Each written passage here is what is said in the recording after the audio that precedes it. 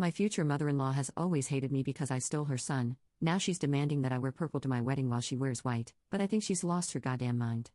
Posted by you/past professional 384. I, 27F, have been with my fiancé, John, 28M, since high school. We dated and broke up because his mother, Debbie, 53F, convinced him we were too young to be in love. We went our separate ways and attended college. During my sophomore year, we started talking on social media again. He apologized and said he missed me, and we got back together. Cue the waterworks. Debbie literally cried the first time she saw that we were back together and told John that I must have done witchcraft on him. I've always respected Debbie because of my upbringing and my mother's teachings. I was raised not to argue with elders, but she definitely takes advantage of that. Since John and I got back together, she has tried to set him up with women from her church, her workplace, and even her friends' daughters. John rejects all of them, but Debbie says that I'm controlling him. John has told her to stop, but not in a way that I feel gets the message across. Anyway, 3 months ago, John proposed. Debbie didn't come to the engagement party. Cool, whatever. She didn't attend the family dinner we held so both sides could meet. Cool, whatever. John's dad did come and apologize for his ex-wife's behavior. He left her when John graduated high school. I told him not to worry about it. The problems really started when John decided to confront his mother about her behavior toward our engagement. This seemed to finally make him realize how much she's interfering, as he's always tried to brush it off and told me to do the same. She gave him a sob story about how she got pregnant with him before marriage, never had a proper wedding, and now feels triggered by our situation. She had a shotgun wedding at the courthouse. When he asked her what she needed to feel comfortable, she said she'd feel better if she wore white and I wore soft pink or lavender. For some reason, my fiancé thought this was a fair compromise. He also said, didn't ask, that his mom could walk me down the aisle so she could have her moment in her dress. I told him absolutely not. We got into an argument about it. I told him it's crazy that he'd argue with me to defend his mom's honor but wouldn't do the same for me. He accused me of being petty and selfish. It got pretty bad.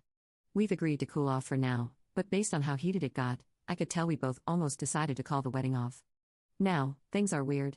I love John, but I'm starting to see how much he lets his mom influence our lives.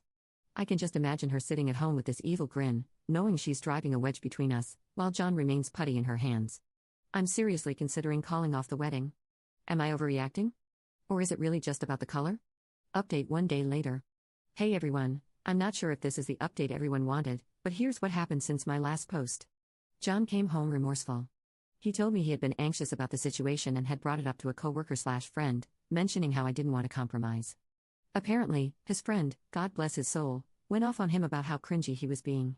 This angered me, so, when I say something, it's a problem, but when another man tells him, he suddenly sees the other side. I brought up my talking points. 1. Him being easily manipulated. This was proven when I said he would listen to whatever another man said before listening to his partner. Even though his friend agreed with me, it hurt that John didn't listen to me. 2. His mom's effort to break us up with this ridiculous request. He was far more open to this theory now, knowing how cringy he looked even mentioning the situation to someone else. I compared it to a father removing a bride's wedding garter. He got the point. 3. Agreeing to his mom's crazy request without talking to me first. He claimed he didn't agree but told her he would see how I felt about it and then brought it up to me. I asked him why he didn't realize that his mother walking down the aisle on his wedding day was extremely creepy. He said it was just a dress in his eyes, and he didn't want his mom to miss the wedding. I told him there would be no wedding if he didn't straighten up. He said he understood. 4. His mom's blatant hatred for me. She didn't even ask to wear white alongside me, which would still be weird. Instead, she insisted that I not wear white at all, as if I were some impure WH3, thanks Reddit, because I hadn't even thought of that one. He said he didn't see it that way, he just knew she hadn't been showing up because she claimed seeing me in white upset her. So I said, do you not hear your own mom saying she wants to be the bride herself? That she can't stand it being me? Finally, it looked like a light bulb went off in his head. And 5. What role his mom would play in our wedding, childbirth, Mother's Day, and other milestones to come. I asked if I would always come in second place. He assured me I wouldn't and admitted how badly he had messed up. He said he was just trying to keep the peace. I asked, by always making her happy and making me miserable? I refused to live my life this way. He agreed, apologized, and said he wouldn't want me to be miserable. We have no children yet, but we created a plan for dealing with major milestones. His mom won't be involved unless I'm comfortable with it, and I won't be unless she does a complete 180. When I asked him what his mom said to change his mind, it was exactly what you all guessed, she cried. She cried about her baby being taken away from her, how she never got her wedding, how his dad left her and she was alone, and how she just wanted to experience a real wedding before she dies. She's perfectly healthy unless there's something we don't know. I told him that if this manipulation was enough to sway him, what's to say he won't turn on me again? He said his friend and dad talked sense into him about how he was going to lose me. I told him today was his last chance and gave him 4 conditions to stay engaged to me, if he even cared to. 1. Go low contact with his mom and do not let her make any decisions about our wedding, which will be postponed another year to see if he sticks to his word. 2. Attend counseling, both individual and couples therapy. 3. Speak to his mom about her behavior toward me, with me present, because every time he goes alone, he comes back with an excuse for why he let it go. And 4. Create strong boundaries and learn to uphold them. He agreed. Then came the hard part. I showed him the post. I felt bad as he read everyone ripping him to shreds in the comments. I could see how uncomfortable he was, especially when people called him a spineless mama's boy and made other remarks about his mom. He was hurt that I agreed with comments suggesting I should leave. He read for a few minutes until someone called him a spineless "see you next Tuesday" and then handed my phone back. He said the comments were harsh but acknowledged they showed how insane the situation sounded, even if he had just been trying to keep the peace. Reading the post was the final wake-up call for him. He said seeing everyone telling me to leave physically hurt him because he knew he deserved it. We called his dad, whom I'm no longer calling my future father-in-law because I'll call off this wedding tomorrow if John doesn't have my back when we speak to his mom. John's dad, Dan, I'll name him because he's a big part of this update, also gave John a reality check. Dan was relieved John had decided to get his act together. We agreed to go to Debbie's house tomorrow with Dan and John's aunt. My dad is tagging along. John said he would tell his mom that, under no circumstances, can she make our wedding about her. He also said that if she cries or tries to guilt-trip him, he will go no contact with her. I feel terrible because getting a man to stop talking to his mother wasn't something I ever thought I'd want. I doubt Debbie will come around, especially not tomorrow with all of us against her. I don't know if John will backtrack once we get there. I've explained that if he doesn't grow his spine, I'm leaving. He can either marry me or marry his mom. That's my ultimatum. He says he chooses me. We'll see, I guess. This should make me happy, but I still feel icky. I'll update tomorrow after we talk to Debbie. Second update 1 day later. Hey everyone, I'm back with the last update. Some people reached out to disrespect me. I honestly don't care if you don't believe my story or find me annoying, but messaging me to call me names, be disrespectful, and or say I shouldn't wear white to my own wedding is classless. I won't respond, and I genuinely hope you all get the help you need for whatever trauma makes you that much of an angry person. To all the people who have reached out with positive vibes and advice, thank you so much. Anyway, John and I met up after work, and we headed to pick up Dan. John's aunt couldn't make it. My dad was meeting us there. I had really bad anxiety. I told Dan and Dad they should give us a few minutes before knocking so she doesn't feel ambushed. They agreed. We get to Debbie's. My heart feels like I'm going up the world's tallest roller coaster slowly. John is quiet. We get there, and he gives her a firm but respectful "Hey Mom." We sit down, and John tells her we came to talk to her. She asked, "What's wrong?" John got right into it. He bluntly told her that her actions toward me over the years have been petty and that her not showing up for any of our wedding events was unacceptable to him. He flat out asked her why she has a problem with me. I genuinely thought he was going to start with the dress situation, but he went straight for the root of it all. Debbie acted like she had no idea what he was talking about. She has actively tried to get him to cheat on me or leave me for other women, but in that moment, she was shocked and didn't know where this was coming from.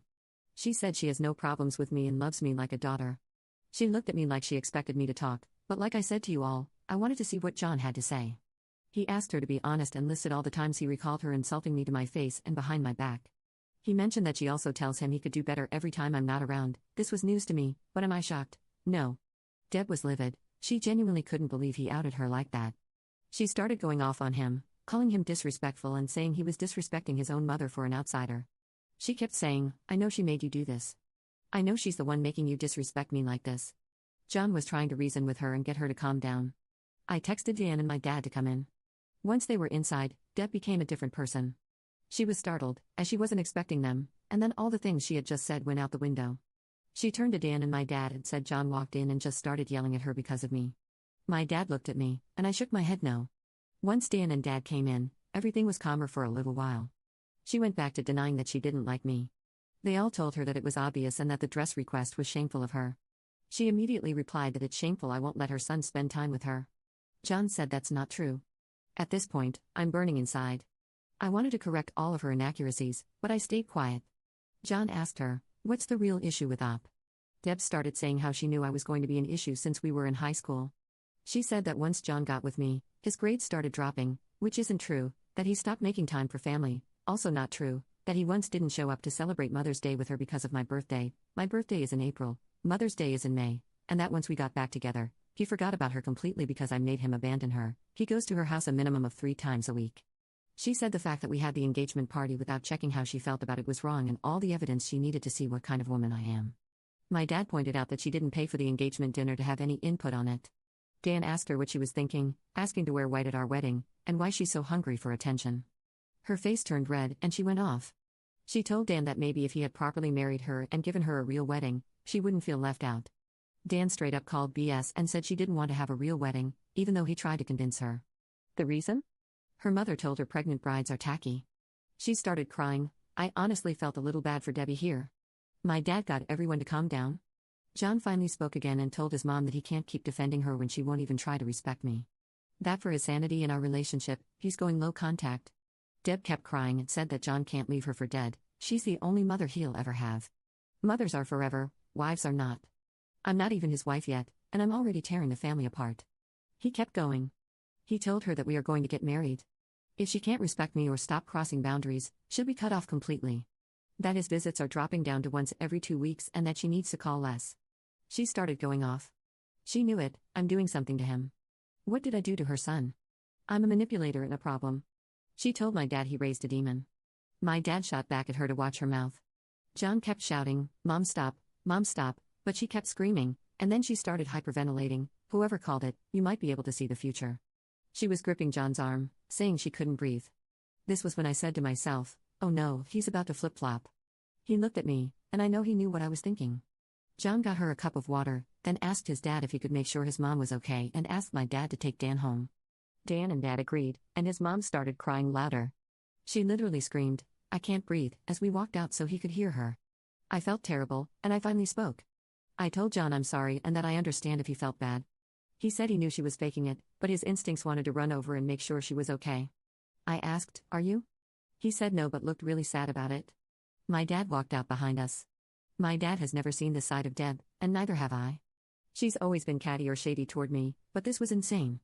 My dad straight up told John that his mom needed help with her mental health. John said he's going to talk to his aunt about getting her help. We went home, and John cried.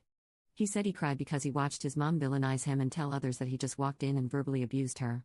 He said it reminded him of the times he would fight with his dad because his mom would say Dan would just come home from work and yell at her for no reason. I guess it was déjà vu for him. He was silent after she said that, so I believe it struck a nerve with him. He decided to go no contact for now. I did ask him if he was okay with me posting this part, and he said yes.